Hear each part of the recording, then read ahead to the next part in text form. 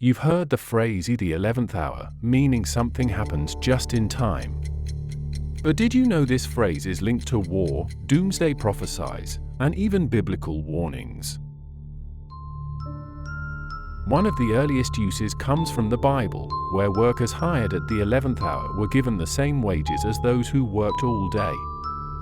It symbolized unexpected salvation or judgment. But the phrase took on a darker meaning during World War I. On November 11, 1918, at the 11th hour of the 11th day of the 11th month, the war officially ended.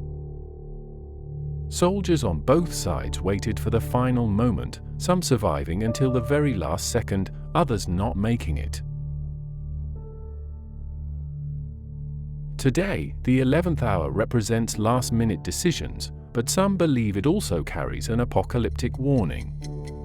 In the Doomsday Clock, set by atomic scientists, the closer we are to midnight, the closer we are to global catastrophe.